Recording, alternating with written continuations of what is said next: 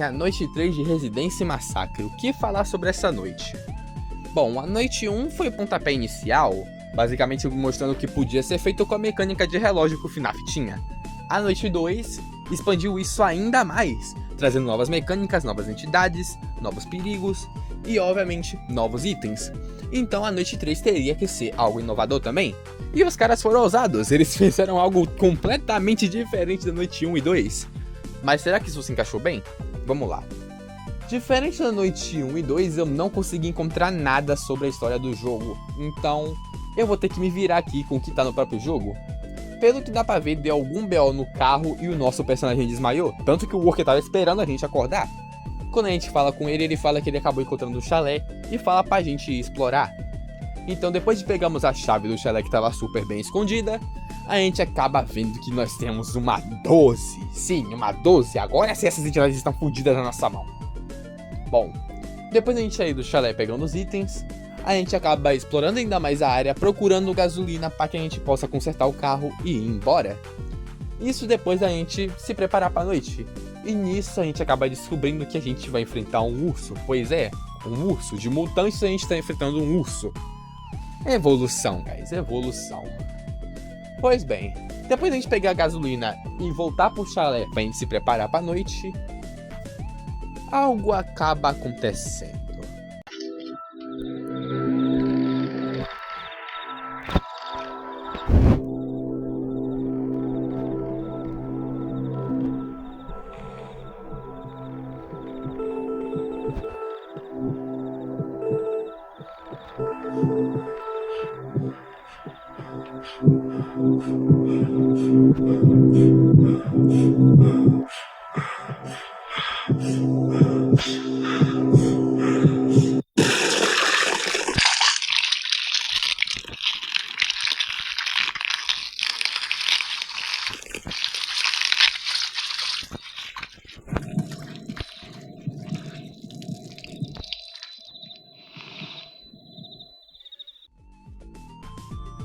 Pois é, guys. Vocês acharam realmente que ia ser um urso, né?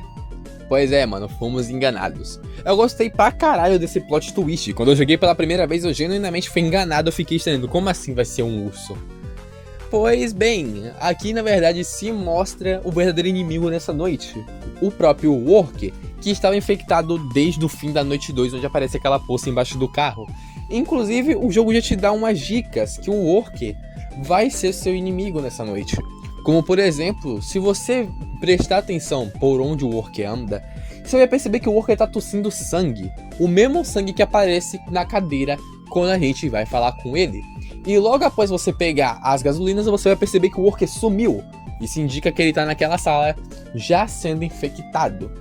E aí vamos para o inimigo nessa noite. Ou melhor, entre aspas, os inimigos dessa noite.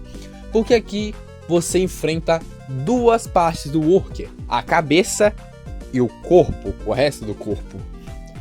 A cabeça tem a seguinte função de servir como uma sentinela, basicamente uma câmera para o corpo, para ele saber onde você tá. Ela vai tentar invadir a casa pela janela ou pelo buraco. Para evitar que isso aconteça, você deve atirar nela, caso contrário ela vai te dar um dano relativamente alto e ainda vai dar um aviso pro Worker da onde você tá. Isso vai fazer com que ele quebre a porta da casa, te impedindo de acender a luz. E para que serve a luz? Basicamente, a luz serve para atrasar a aranha. Basicamente, isso deixa ela mais lenta. Isso não impede ela de atacar, mas faz com que ela fique lenta, porque ela pode atacar junto do Worker.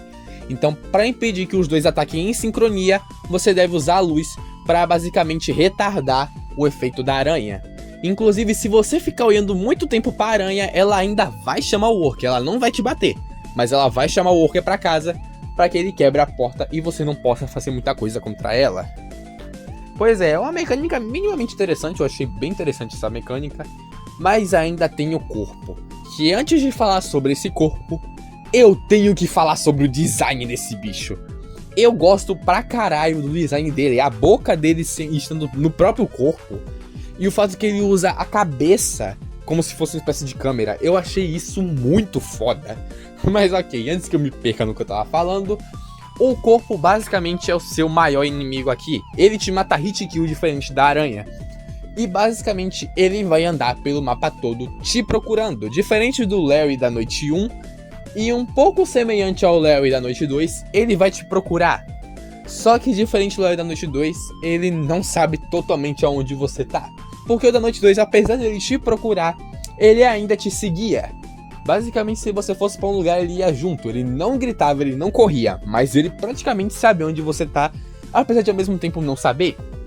Aqui não, o Worker aqui realmente te procura pelo mapa.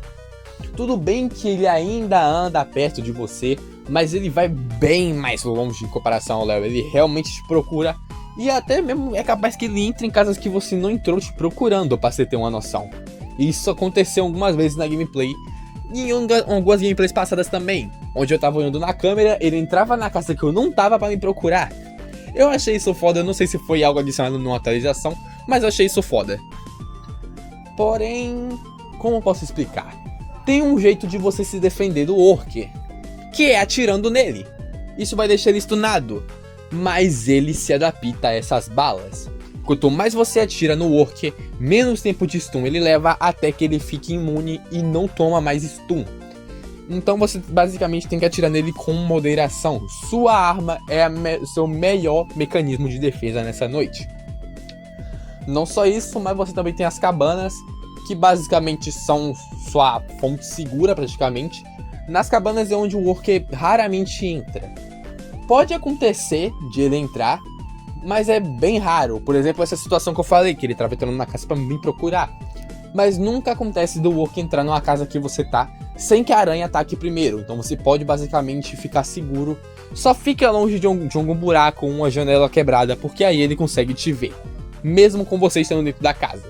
E apesar dele não ter cabeça, ele te vê e te escuta muito bem, tá? Então realmente tome cuidado por onde você fica. Bom, apesar disso, a noite é até que simples, né? Tem mecânica simples até. Só que você tá se perguntando, mas ok, e a bala? Minha 12 não é infinita, né? E de fato sua 12 não é infinita, ela só tem 2 balas. O jeito de recuperar elas é indo em troncos que convenientemente tem balas. Pois é, mano, o roteiro é algo muito foda. Aí você pega a bala e volta pra casa. Se você for doido, você pode tentar também passar a noite 3 sem nenhuma casa. Eu não vi ninguém fazer isso, então se você for doido bastante, você pode tentar. Eu não vou ser esse doido, mas enfim. Basicamente você pega a bala, volta pra casa e repete isso até a noite acabar. Isso parece simples, mas é mais complexo do que parece. Falar é mais fácil do que fazer. Porque vai pra mim, essa noite é difícil pra cacete quando você joga pela primeira vez ou quando você tá jogando sozinho. Não só isso, mas essa noite é bem tensa, tanto por gameplay quanto por ambientação. Assim como a noite 1, essa noite tem uma ótima ambientação. Porque assim, começa a tocar uma música tensa antes da noite começar, mas quando dá meia-noite, essa música para e tudo que você escuta são sons do próprio jogo. Você escuta grilos cantando, você escuta barulhos na moita, você escuta seus passos, você escuta você atirando, você escuta os passos do Worker. Inclusive, o jogo te faz ter um medo do caralho do Worker, tá? O jogo sabe fazer você ter medo dele, porque os passos dele são altos. Quando ele tá chegando perto, sua tela começa a fazer um barulho de coração e ela começa a tremer. Quanto mais perto ele fica de você, mais forte sua tela treme. Pra você ter noção, isso pode dar um medo do caralho. Não só isso também, mas a aranha também tem um som de quando ela tá subindo. Eu não sei se eu vou conseguir achar esse som pra botar aqui, mas o som é bem característico, você vai saber quando ela chegou. Além disso, meu amigo, você nunca vai saber a sensação se não jogar. Porque a sensação de você tendo pegar a bala, você vê sua tela começando a tremer, você já fica, putz, fudeu. E você começa a andar entre as árvores na esperança de que ele não te veja. Você começa a andar pelo canto do mapa na esperança de conseguir evitar passar por ele. Teve uma situação numa das gameplays que eu acabei morrendo pra gravar, que o Worker, ele tinha ido pra um canto, só que ele decidiu voltar. Então imagina como meu cu ficou quando eu fui pegar a bala e eu comecei a ver a tela começando a tremer. Cara, eu fiquei doido, tá ligado? Eu fiquei, puta que pariu, corre pra caralho. Porque é aquilo, você pode sim atirar no Worker, mas tenha certeza que você tá deixando ele imune às suas balas. E você ainda tá gastando sua única chance de defesa contra a aranha, que pode te marcar inclusive. Não é à toa que tem 2 ou 3 conquistas que são muito chatas de pegar. A conquista de passar essa noite 3 sem usar arma, a conquista de passar a noite 3 sem ser localizado pela aranha ou pelo próprio Worker, e passar a noite 3 em uma única cabana sem ter que ficar trocando. Essas, pra mim, são as conquistas mais chatinhas de pegar. Obviamente tem a Camp Chaos, mas a Camp Chaos não conta, até porque é todos os Game Modes juntos. Então, fora dos Game Modes, essas são as 3 conquistas mais difíceis de pegar. E eu devo dizer, essa noite ela é até que divertida. Você tem que fazer um jogo mental do caralho. Você tem que ter uma estratégia boa. E aqui os itens são úteis. Sim, os itens são úteis. A Bloxicola e os Marshmallows aqui são muito importantes. Porque, diferente do Larry, o Worker não some. Ele fica no mapa a noite inteira te procurando. Então, realmente, o jogo mental tem que estar do caralho. Aqui as câmeras também são mais úteis, porque apesar delas não servirem para você se defender do Worker, elas servem para você saber aonde você tá. Claro, você pode dar uma de tryhard e passar sem câmeras, mas se você tiver numa casa, por exemplo, a casa 1 ou a casa 4, é bom que você use câmera mesmo para saber aonde o Worker tá. Então, realmente, é um jogo mental muito bom de se fazer. Você se sente muito pica por passar essa noite no solo. Tudo bem que passar ela com a party cheia não é tão complicado, você provavelmente vai achar essa noite muito fácil, mas jogar sozinho essa noite é uma experiência completamente diferente. Muito, mas muito diferente. A noite 1 pode não ter uma gameplay muito interessante, mas ela sabe ser tensa, ela sabe dar medo por ambientação. E a noite 2, apesar dela não ter ambientação, ela sabe fazer você sentir medo porque você tem muita coisa pra você lidar sozinho. Então, particularmente, você vai ficar com medo de morrer. Mas a noite 3, ela não só tem uma ótima ambientação, mas tem uma tensão envolvendo a gameplay muito boa. Mesmo que eu falando pareça simples, a gameplay é ótima. Eu recomendo você jogar sozinho, mas é bom que você tenha uma estratégia do caralho.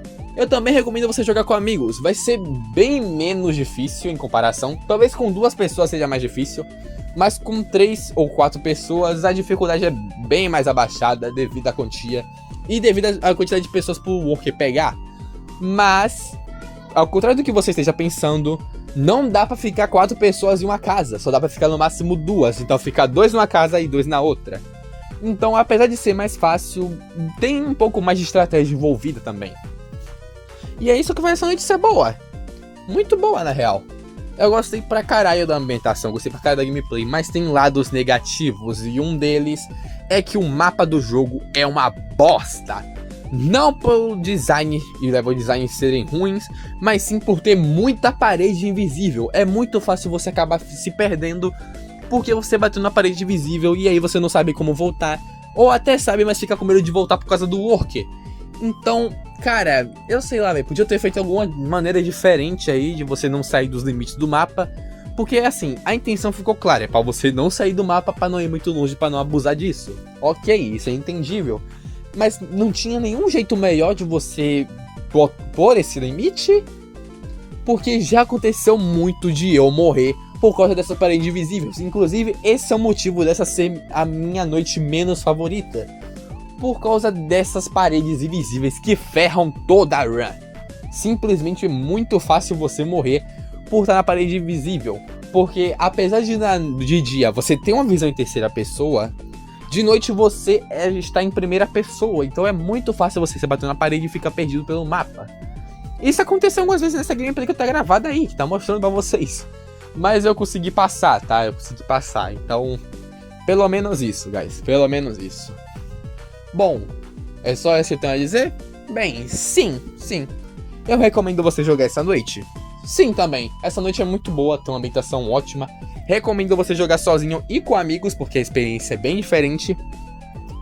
Mas se você não tiver amigos, desculpem, me perdoe, pena por vocês. Mas caso você tenha, vá lá, mano. Vá lá, jogue. E também jogue sozinho pra você ter a sensação que eu tive jogando essa noite. Talvez você não tenha, talvez você tenha. Mas tente jogar solo essa noite, porque realmente vale a pena, vale a pena. Você vai sofrer um pouquinho ali pra decorar o mapa, mas vale a pena. Essa noite ganha um 7 de 10. Sim, um 7 de 10, um 7, um 8. mas não tem uma nota acima por causa dessas paredes invisíveis que ferram toda a run. E honestamente também porque eu não gosto muito dessa mecânica da aranha e do Worker poderem atacar ao mesmo tempo, porque pode acontecer de enquanto o Worker tá dentro da casa, a aranha te bater e você morrer por causa do Worker.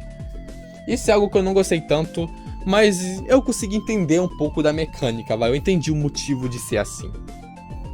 Mas é isso. Deixa o like, se inscreva no canal. Eu espero que vocês tenham gostado do vídeo. Compartilhem pros seus amigos e, inclusive, pra ter mais gente que queira jogar essa noite. Porque, como eu disse, o motivo de eu estar fazendo essas análises é justamente para caso alguém se interesse de jogar o jogo e não saiba por onde começar. Então é isso e falou!